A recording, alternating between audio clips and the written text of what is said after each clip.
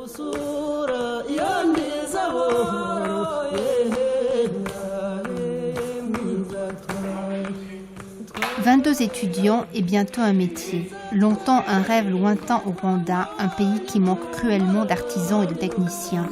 Mais dans cette classe de l'incubateur de Masaka, non loin de Kigali, on parle très concrètement affaires.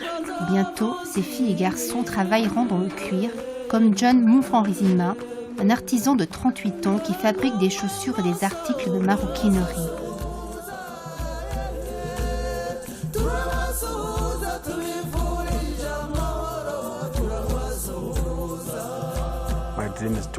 Je rêve d'ouvrir mon usine ici, au Rwanda. Ce rêve, John ne le trouve plus inaccessible. Et c'est en grande partie grâce à l'incubateur ouvert en 2012 qu'il a gagné confiance.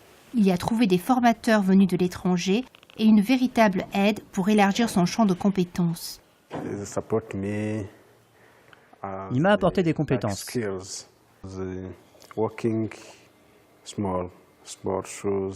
travaillais sur des petites chaussures, des ceintures, mais pas des chaussures d'homme,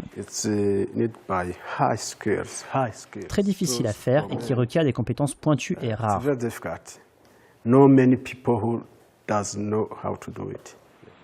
En 2007, le Rwanda identifie la valeur ajoutée qui peut être apportée aux matières premières comme l'une des premières sources de potentiel économique pour le pays. Avec l'aide de la Banque africaine de développement, le nouvel incubateur va se consacrer à la transformation du cuir ainsi qu'au traitement des cultures fruitières et du lait. 15 start-up ont déjà émergé. Notre objectif est de nous assurer que les gens améliorent la qualité des produits, augmentent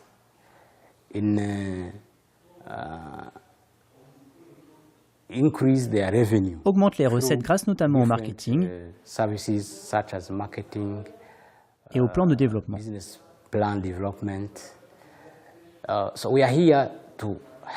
Nous soutenons les très petites entreprises.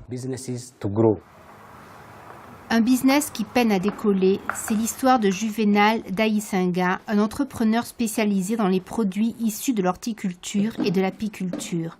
Ancien fonctionnaire, il a fondé sa société avec $440 pour acheter un équipement de base. C'est surtout depuis qu'il a joint l'incubateur qu'elle a vraiment démarré.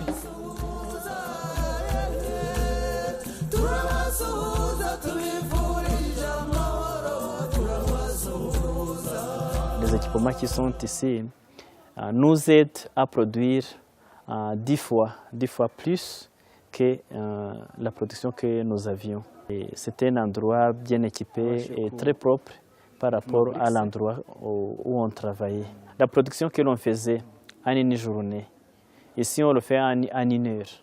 On donne plus d'emplois. En dépit de ces succès, les entrepreneurs locaux doivent faire face à des difficultés. Le financement des start-up par le secteur bancaire est un énorme défi. There was a very big problem in terms of, in the financing mechanism. Il y avait un gros problème dans le mécanisme de financement.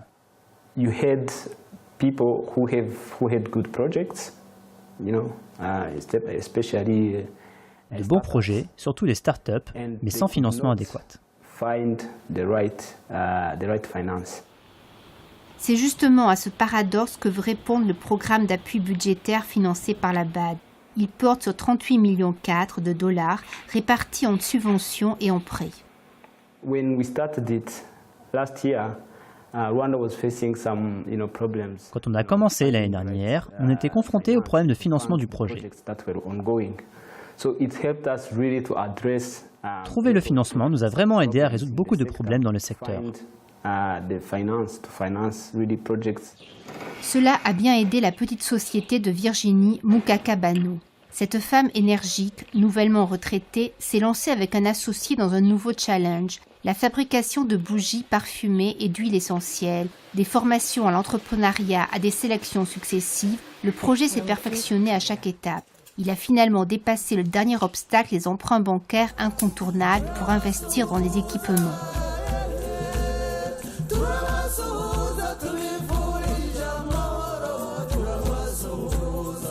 On cherchait, même si on pouvait trouver quelqu'un qui pouvait nous prêter cet argent pour nous acheter ces machines, mais on n'avait pas pu. C'est le programme qui a accepté de donner une garantie et qui va jusqu'à 75% de ce prêt. Pour nous, c'était vraiment une chance. On n'a pas de moyens. Le résultat, le voici dans ce champ. Non seulement Virginie a créé des emplois permanents, mais elle recrute des dizaines d'employés pour la culture des plantes. Et pour le moment, ce que je peux appeler staff, nous sommes 8, mais nous avons des travailleurs. Les travailleurs, par exemple, ceux qui sont dans les champs. Il y a un champ où ils sont à 30. Et on vient de commencer à cultiver maintenant. Il y a un clergé qui nous a cédé un champ de 4 hectares. Et c'est maintenant qu'on commence à cultiver. Aujourd'hui, ces entrepreneurs ont réussi à créer des emplois et une nouvelle vie pour eux-mêmes ainsi que leur famille. My economy is increased because Ma situation économique s'est améliorée. My wife was finished university. My children. J'ai terminé mes études, ma femme a fini l'université, les enfants vont à l'école, pas de problème avec les frais de scolarité et nous vivons bien. Mais aucun ne veut s'arrêter là. Tous songent déjà à demain, agrandir leur société, employer davantage de personnel, voire même regarder vers les marchés d'export. Quand on fait l'horticulture et l'apiculture en parallèle pour pouvoir nous procurer de la matière première, parce que de temps en temps, il y a rupture d'approvisionnement de la matière première en quantité suffisante. On exploite le marché local, nous comptons aussi faire l'exportation. Pour faire l'exportation, on doit être sûr qu'on a l'approvisionnement en matière première d'une façon régulière. Pour certains ateliers de l'incubateur de Masaka, l'heure est déjà venue de s'agrandir pour se développer.